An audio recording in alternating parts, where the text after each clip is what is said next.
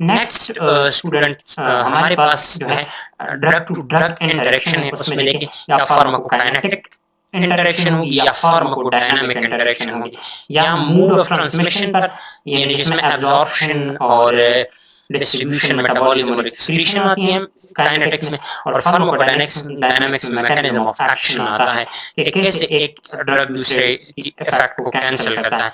यहाँ पर अगर फार्माकोकाइनेटिक्स इंटरेक्शन की बात करें तो एक ड्रग दूसरे ड्रग की एब्जॉर्प्शन को इफेक्ट करेगा, डिस्ट्रीब्यूशन को इफेक्ट करेगा, मेटाबॉलिज्म को या एक्सक्रीशन को। लेकिन फार्माकोकाइनेटिक्स में ड्रग एक दूसरे को इनएक्टिवेट करेंगे, उनकी इफेक्ट को खत्म करेंगे, साइड ऑफ एक्शन जो है वहां पर एक दूसरे की इफेक्ट को खत्म करेंगे। Either type of interaction can result in adverse effects. इन दोनों में से जो भी है, चाहे फार्माकोडायनामिक है या फार्माकोकाइनेटिक है, ये दोनों एक दूसरे की जो है एडवर्स इफेक्ट को पैदा कर सकते हैं। In terms of efficacy, there can be several types of interactions between medication. अगर efficacy की बात करें, maximum effect produced by a drug is known as efficacy, and the amount of drug required to produce a desired effect is known as potency. ये दोनों terms याद रखें अपने पास। एक cumulative effect होगा different types of interactions की base पर different type of efficacy पैदा कर सकें। Additive होगा, साइनर्जेटिक होगा, एंटागोनिस्टिक होगा। इसमें कम्युलेटिव पर मैंने बात नहीं की है, एडिटिव पर भी बात की है और साइनर्जेटिक की भी बात की है और एंटागोनिस्टिक पर भी बात की है। अब कम्युलेटिव इफेक्ट में इस तरह होता है कि आप ड्रग ए की जब डोज 1 देते हो, फिर ड्रग ए की डोज 2 देते हो, और फिर ड्रग ए की डोज 3 देते हो, और इसी तरह ड्रग ए की डोज 4 और डोज 5, इसी तरह जब आप ड्रग देते हो तो इनिशिएशन में आप देख लेंगे कि उस ड्रग का जो इफेक्ट है ना डियर स्टूडेंट्स, वो नॉर्मल होगा। फिर ड्रग 2 की ड्रग ए के जो दूसरा डोज है ना, उसकी इफेक्ट में फर्दर इंक्रीज आएगा। जब डोज की जो आप एडमिनिस्ट्रेशन करते हो ना, उसकी इंक्रीज जब पहले डोज से दूसरे डोज में या कंसेक्यूटिव डोजेस की एडमिनिस्ट्रेशन की वजह से उसमें जब इनहैंसमेंट आती है तो इसको हम कम्युलेटिव इफेक्ट कहते हैं। यहाँ पर देखिए, the condition in which the repeated administration of a drug may produce effect that are more pronounced than those produced by the first dose।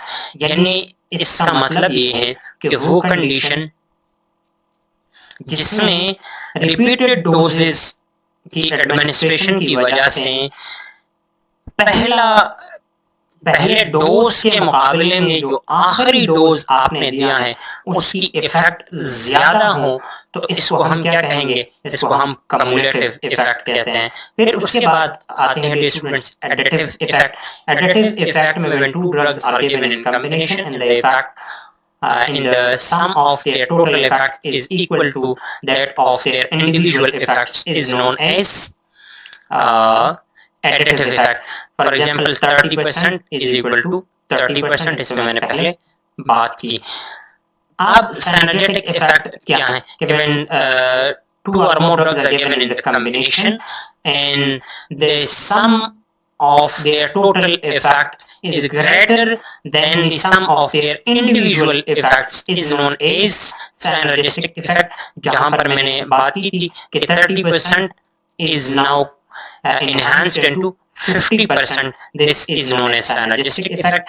and antagonistic effect भी मैंने बात की थी कि when two or more drugs are given in combination and the sum of their total effect is less than their individual effects is known as antagonistic effect। ये drug ए है, ये drug B है, और ये यहाँ पर इसकी जो टोटल इफेक्ट है, ये टोटल इफेक्ट अभी आप लोग देख लेंगे स्टूडेंट्स, होना चाहिए था ये इफेक्ट इतना, लेकिन आया इफेक्ट कितना, इसमें कमी की वजह से इफेक्ट यहाँ तक पहुंच गया, तो इसमें डिक्रीज आया।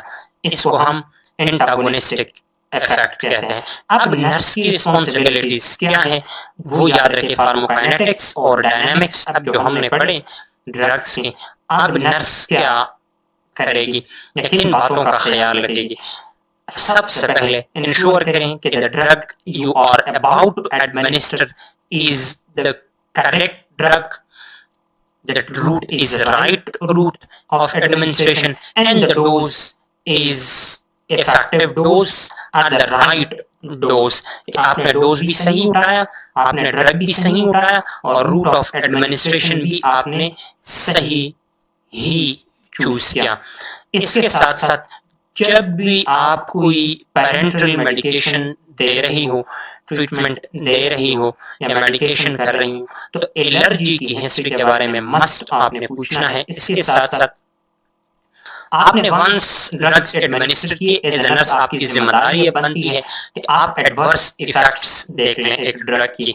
इसके साथ साथ ड्रग्स को सेफ प्लेस में रखना, ये नर्सिंग काउंटर में जो ड्रग्स होती है या इसके साथ साथ जो फर्दर मेडिसिन होती है, इनकी जो सेफ्टी है वो क्या है, उसको सेफ जगह पर रखना। इसके साथ साथ प्रिस्क्रिप्शन को चेक करना before administration of the medication, drug की लेबल को चेक करना, ये भी इम्पोर्टेंट है। और इसके साथ साथ पेशेंट नेम आपने चेक करना है बिफोर एडमिनिस्ट्रेशन ऑफ मेडिकेशन। ऐसा ना हो कि आपने एक ड्रग ए उठाया है और वो पेशेंट A1 को आपने एडमिनिस्टर करनी है, लेकिन आप यहाँ पर अभी आई है पेशेंट बी के पास जिसको B1 मेडिकेशन एडमिनिस्टर करनी है, आपने आके पेशेंट ए को B1 मेडिकेशन अब आपके हाथ में है, आपने प्रिस्क्रिप्शन नहीं देखा, पेशेंट का नेम नहीं देखा और आपने उसे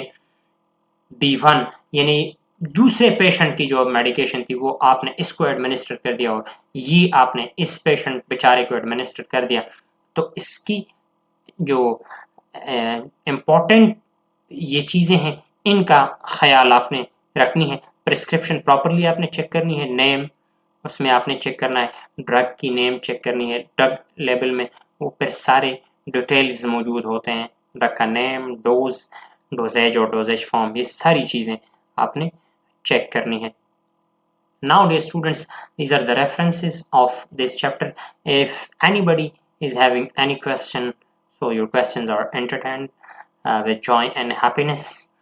If there is no question, keep us in your precious prayers.